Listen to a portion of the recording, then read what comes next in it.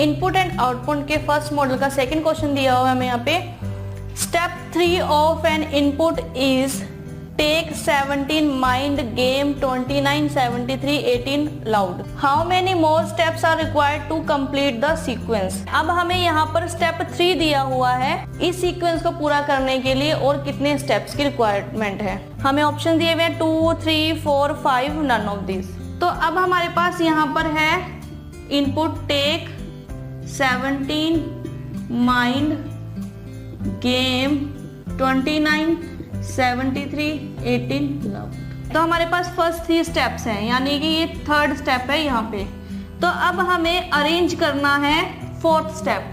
ठीक है, तो फोर्थ स्टेप होगा टेक 17 माइंड।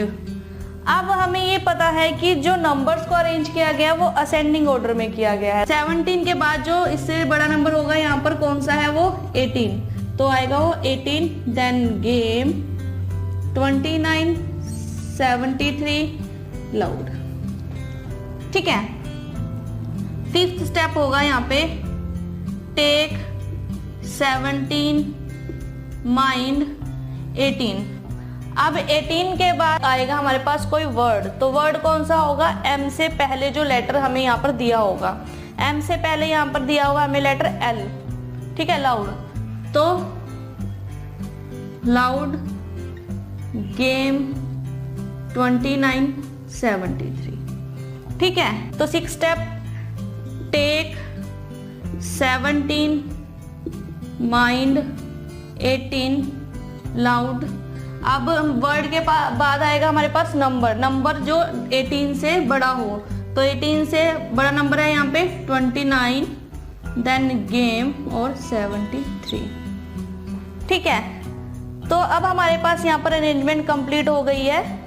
ठीक है, सारे के सारे जो वर्ड्स हैं वो डिसेंडिंग ऑर्डर में लग चुके हैं और जो हमारे पास सारे के सारे नंबर्स हैं वो असेंडिंग ऑर्डर में यहाँ पर अरेंज हो चुके हैं। तो हमारे पास कितने स्टेप्स की जरूरत है, 1 2 एंड 3। तो हमारे को 3 और स्टेप्स की जरूरत है ताकि हम इस सीक्वेंस को पूरा कर सके। तो हमारा आंसर होगा यहाँ पर ऑप्शन बी। 3 स्टेप्स की रिक्वायरमेंट है हमें इस सीक्वेंस को पूरा करने के लिए। अब हमारे पास एक तरीका तो ये है कि हमने स्टेप्स को लिखा, लेकिन इसमें टाइम लगेगा अगर आप सभी वर्ड्स को सभी नंबर्स को लिखोगे। ठीक है, बट हमें इसका एक शॉर्टकट तरीका ये है कि हमें अरेंजमेंट तो समझ में आ गई है कि पहले वर्ड है, देन नंबर, फिर वर्ड, फिर नंबर।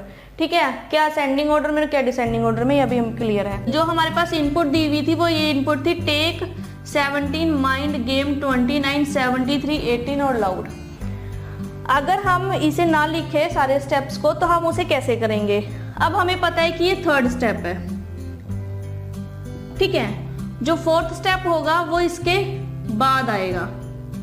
तो इसके बाद क्या आएगा, नंबर। वर्ड है यहाँ पर तो इसके बाद आएगा नंबर। इसके बाद नंबर कौन सा आएगा, जो इसके पीछे नंबर दिया हुआ है 17, उससे आगे का नंबर। तो 17 से आगे जो नंबर आएगा वो यहाँ पर दिया हुआ है 18। तो यहाँ पर जो फोर्थ स्टेप होगा वो होगा 18। ये फोर्थ स्टेप है। ठीक है, अब 18 के बाद ये फोर्थ स्टेप है। अब इसके बाद हमारे पास आए वर्ड। तो वर्ड यहाँ पर जो एम से पीछे का लेटर होगा, तो माइंड से पीछे के लेटर के हिसाब से हमें यहाँ दिया हुआ है लाउड। तो यहाँ पर जो फिफ्थ स्टेप होगा वो ये होगा, वो भी यहीं पर आएगा। ठीक है, उसके बाद वर्ड के बाद हमें फिर से नंबर अरेंज करना है। तो 18 से अबव नंबर है यहाँ पर 29। तो हमारे पास 6 स्टेप होगा 29। ये भी इससे गेम से पहले ही आएगा। ठीक है, तो फिर हमारे पास होगी वर्ड बचा है हमारे पास गेम, देन एक ही यहाँ पर नंबर बचा है 73। तो यहाँ पर भी अगर हम देखें तो हमने कुछ भी नहीं लिखा, जस्ट जो सीक्वेंस है, जो अरेंजमेंट है, जो रूल्स हर एक स्टेप में हमें दिए हुए हमने उसको फॉलो किया। तो हमें यहाँ पर भी क्लियर है कि 1 2 एंड 3 स्टेप्स यहाँ पर हमें और रिक्वायर्ड है सीक्वेंस को पूरा करने के लिए।